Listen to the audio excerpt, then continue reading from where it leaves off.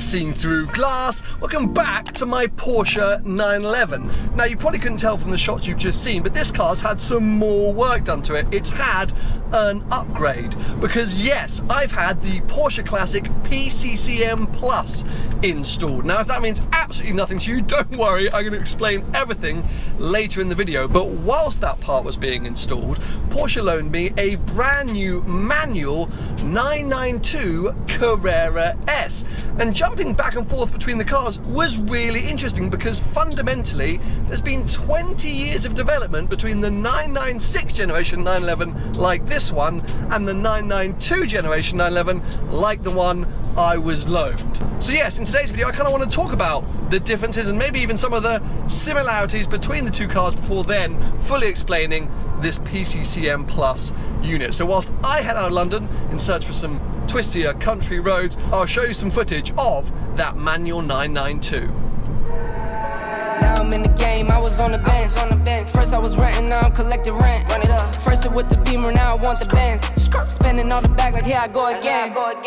Outside since the church, now the camera phone. Told you I'ma keep the channels on. Why you acting different when the camera's on? Why you acting different like your paper long? Diamonds on your neck, bet they on your neck. You want that watch, you better rock it tech. You want the chain, you better cop a vest. You want the check, but can you make it stretch?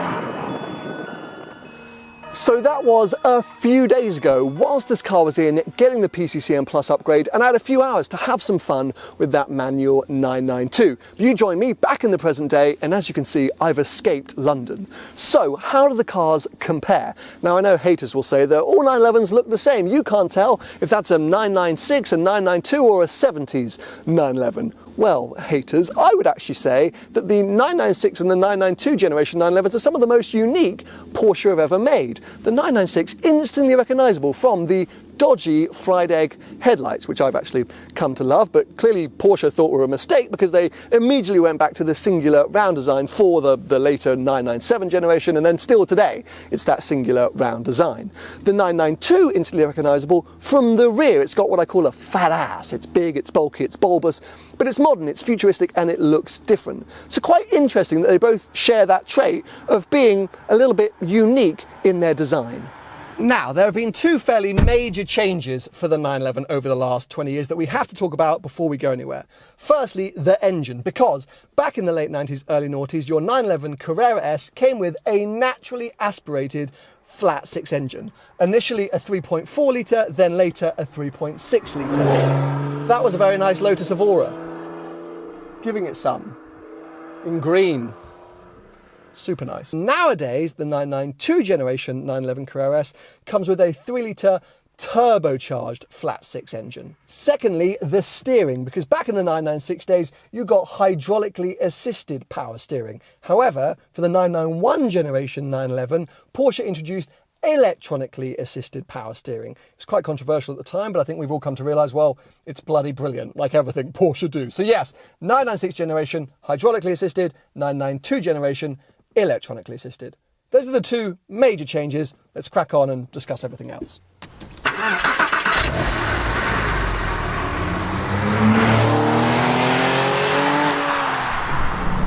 Now, it's not going to be the fairest comparison, this, because whilst the 911 40th anniversary is based on a 996 Carrera S, I often call it a 996 GTS because it's got a whole load of the sort of fruitiest options. We've got the X51 power pack, we've got a limited slip diff and a load of other juicy bits that make it, well, just better than a standard 996 Carrera S. Also, this car was made in 2004, so not quite the 20-year gap that I keep talking about. But anyway, let's get into it, because horsepower. This car, 340 horsepower from its naturally aspirated 3.6 litre engine. The new car, 440 horsepower. A really nice 100 horsepower gain. Torque, a little bit more. It's around 150 pound-foot of torque difference, which you would expect from that turbocharged engine. It means 0 to 60 is decreased by around a second over the 17 brackets 20-year gap. Porsche claim that this car can do 0 to 60 in 4.9 seconds, whilst the new 992 with a manual gearbox, 4 seconds flat. However, as you would imagine, the 992 is a lot heavier than this car. The manual Carrera S is the first 992, except the GT3, to be sub 1,500 kilos. It's 1,480, while this thing, 120 kilos lighter, 1,360. And you notice it, you really notice it. It feels way more nimble on the road. But that's about it in terms of advantages for this thing, because whilst the power to weight is actually a bit closer than you might suspect, 250 horsepower per tonne for the 911 Fiat Yara, 300 horsepower per tonne for the 992 Carrera S, that 992 feels like a rocket ship. This thing is no slouch, especially when you get it up in the rev range. Being a naturally aspirated engine, you do have to really rev it out, and it gets up and it flies. As I say, only 0.9 of a second difference, 0 to 60. But once that 992 surpasses 60 miles an hour, it just keeps going. It's demonic. It's an absolute machine. But also, it attacks the road a lot harder. I've often said that the 992's a bit too Bentley-like, a bit too sort of big and bulbous. But if anything, it's this car that's kind of softer and nicer to be in there. It's a lot more road compliant. Yeah, that new car, the steering's more precise, the suspension feels stiffer. Obviously, loads of different driving modes in the newer cars. In this car, you get in and go. But it's just sort of podgy around the edges, this car. It's nice, it's great, it's a sort of sympathetic driving experience, but it's maybe not as hardcore as you might expect from a Porsche 911. I don't know what your expectations are, but fundamentally, both cars are fantastic to absolutely plat down a back road or country road or whatever you would call this road. It's great, and the cars are equally as good as each other.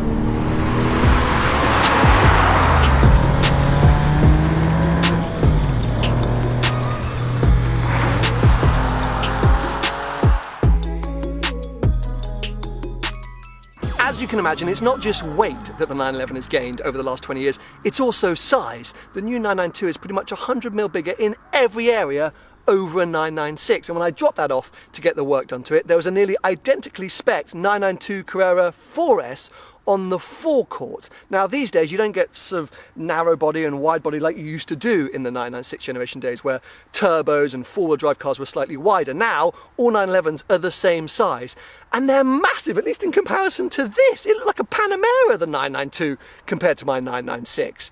Then on the flip side, all new cars are big these days, and the 911 is probably still appropriately sized as a sports car. It's just gigantic compared to some of its predecessors. Fundamentally though, I don't know if you're kind of getting this, but the cars actually haven't changed that much. They've just evolved slightly, improved in every area over the years. But one area which has significantly changed, especially in the last year or so, is the interior. Now, if you were to climb inside a 996, a 997 or a 991 generation 911, I think you might be hard pushed to point out the differences in interior design or layout of those cars. Fundamentally, it all kind of stayed the same for a very long time. Of course, there were upgrades to infotainment systems and certain buttons changed, but the basic layout stayed the same until the latest 992 generation, because step inside a new 911, oh my god, it's a completely different place. It's so exciting. There's new buttons, there's things to learn. Where's this? Where's that? So the 992 is a huge step forward, especially in that infotainment system. We now see it across Cayenne, Taycan, Panamera. It's brilliant. It's largely touchscreen, as with so many cars, but super easy to use. It looks beautiful, and it just makes the cars so good to live with day in, day out. Something which you always had to kind of forego when you looked at buying a classic.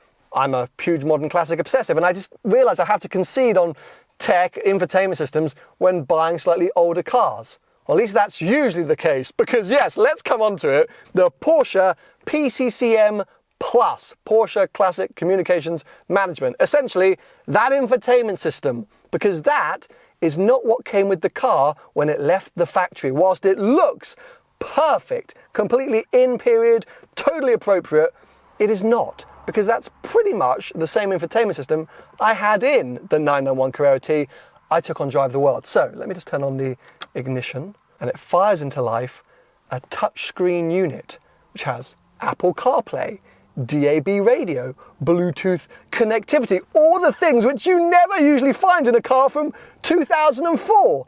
Suddenly, all the big adventures that I hope to do with this car at some point in the future have become easier, better, more enjoyable, because I can just have Google Maps on and focus on driving, not having to pull over every 2 seconds checking where I am. I can speak to people on the phone, call them up and say, hey, I'm going to be there in 20 minutes. Prepare my flat white. It's so good. I mean, like, you might be going, Sam, why are you nerding about this? But I can't believe how authentic it looks. No one apart from true Porsche nerds will know that that didn't come with the car. It really triggers my OCD when I film with a dirty car, because you can see where I attached the GoPros. So once I've attached GoPros, I can't really take any photos anymore, because it just looks crap, doesn't it? But anyway, it's been such an awesome experience comparing generations of the 911. I hope I've shed some light on how much they've progressed, or maybe how little they've progressed. No, how much they've progressed over the years. And I'm so glad to have that PCCM Plus unit. If you've got this generation of Porsche, or maybe before, check it out. I do think it's well worth it. And as I say, it just makes the world a more accessible place with your car suddenly. So that's going to be good once COVID chills out. So yes, if you've enjoyed the video, make sure to give it a thumbs up and stay subscribed for plenty more videos to come.